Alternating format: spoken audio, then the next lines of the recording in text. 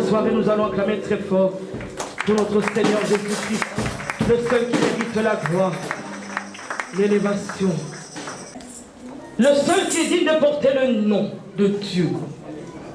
Je l'appelle le Dieu de la différence, le Dieu de la distinction, le seul qui bénit et qui ne se répand point de ses bénédictions, le seul qui a le pouvoir d'élever et personne ne peut rabaisser, le seul qui peut rabaisser et personne ne peut élever, le seul Dieu qui peut appeler à l'existence les choses qui n'existent pas. Bien-aimé dans le Seigneur, le thème de notre convention est la femme qui mérite une récompense. Lorsque l'on parle de récompense, cela veut dire qu'il y a quelque chose qui s'est passé. Un enfant même à la maison, avant de lui donner un bonbon pour récompense, avant de lui donner un biscuit pour récompense, avant de l'acheter un nouvel habit pour récompense, avant de l'amener en alibi pour récompense, avant de lui acheter un vélo pour récompense, c'est-à-dire qu'il a fait quelque chose de bien. Bien-aimé dans le Seigneur, laisse-moi te dire que si tu mérites la récompense, c'est-à-dire que d'abord tu dois opérer un choix. Amen. Alléluia. Bien-aimés, nous croyons que venant dans la maison de Dieu, servant Dieu, cela ne dépend pas de nous, mais laisse-moi te dire que cela dépend de toi. Ton élévation dépend de toi, ton ministère dépend de toi, ton appel dépend de toi, ton mariage dépend de toi, ta fécondité dépend de toi, ta bénédiction dépend de toi, ton intelligence dépend de toi, ton emplacement dans la société dépend de toi. La Bible nous parle des femmes, alléluia, qui avaient compris que leur élévation dépendait d'elles. Elles ont pris le courage entre deux mains. Elles ont opéré des actions, alléluia, qui les ont élevées, qui les ont bénies. Et jusqu'aujourd'hui, l'on parle encore d'elles. Tu veux que vous remettez la récompense? Il faut que tu agisses.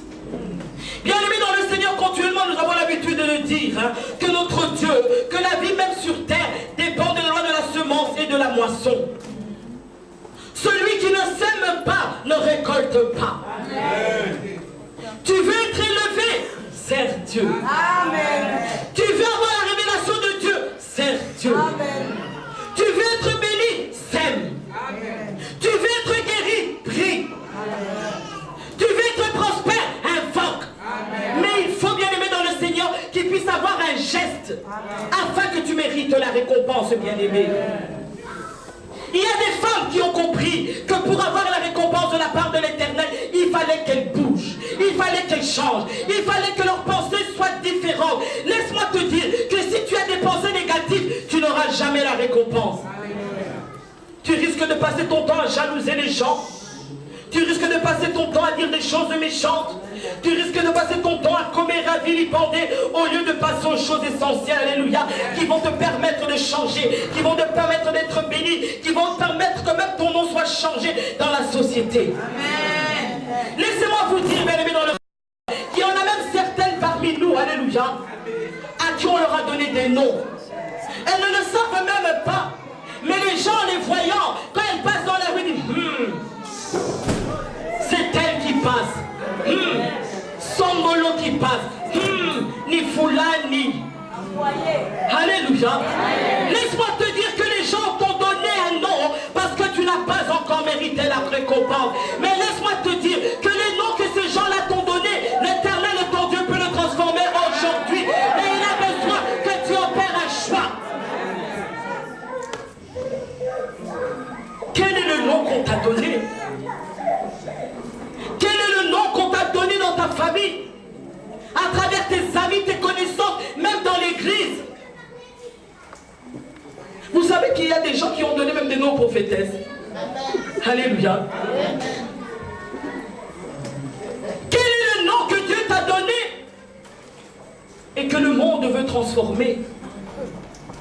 Laisse-moi te dire qu'aujourd'hui tu dois prendre la bonne décision. Je risque de choquer certaines personnes. Mais la Bible différencie bien qu'il y a des appelés et qu'il y a des élus. Amen. Efforçons-nous d'être de la race des élus. Amen. Moi je sais qu'au sein de notre église, alléluia, cette église est une école pour les ministères. Cette église est remplie d'élus de Dieu.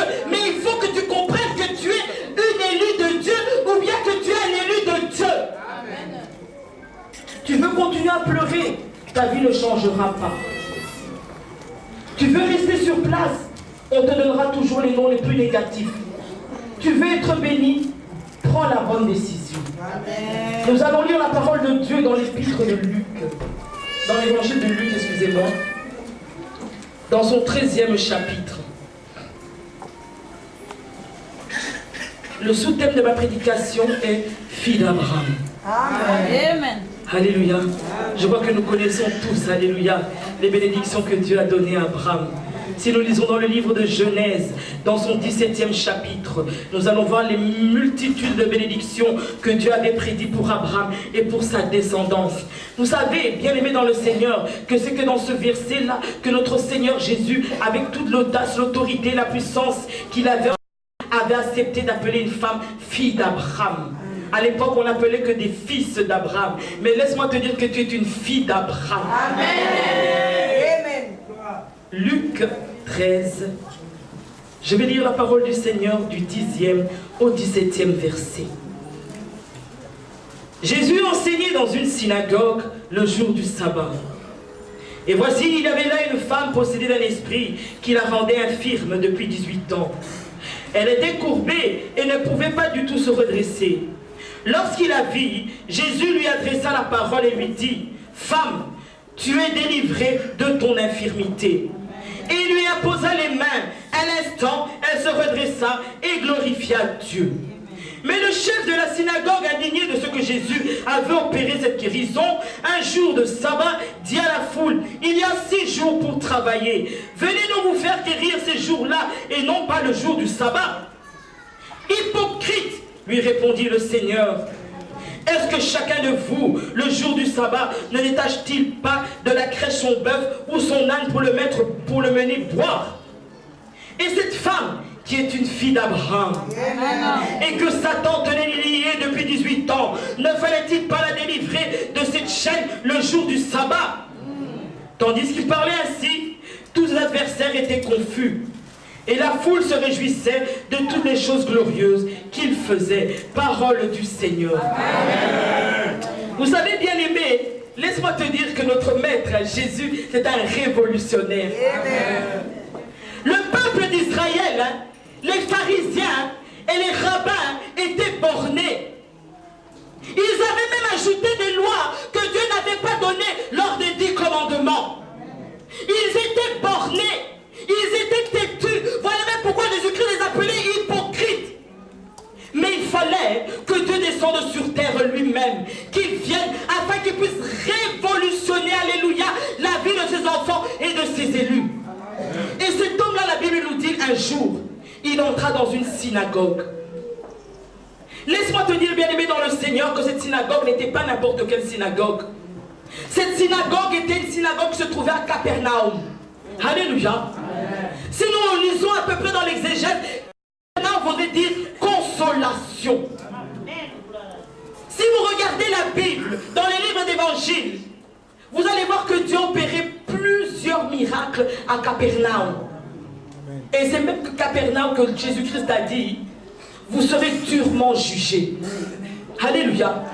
Les gens qui voient les miracles, qui voient la puissance de Dieu, qui voient la grâce de Dieu, mais qui ne veulent pas se soumettre, qui ne veulent pas croire, qui n'ont pas la foi et ne veulent pas entrer dans le champ, seront les gens qui seront les plus jugés.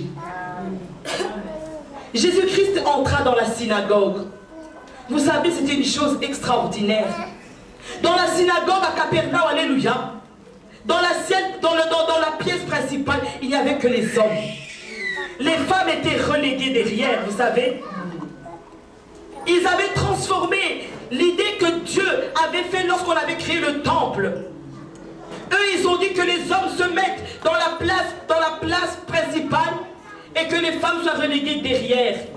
Et entre les hommes et les femmes, il y avait des jalousies. C'est-à-dire que c'était des trucs qui étaient faits en bois ou bien en... Bon, vous savez, il y a plusieurs matières qu'on pouvait utiliser, genre de treillis, que la femme pouvait voir, mais elle, on ne pouvait pas la voir, elle, physiquement. Donc, elle pouvait participer de loin, entendre de loin, et voir de loin tout ce qui se passait dans la synagogue. Est-ce que vous me comprenez? Amen. La femme n'avait même pas droit à participer au moment essentiel, alléluia, de la célébration du culte de Dieu au sein de la synagogue.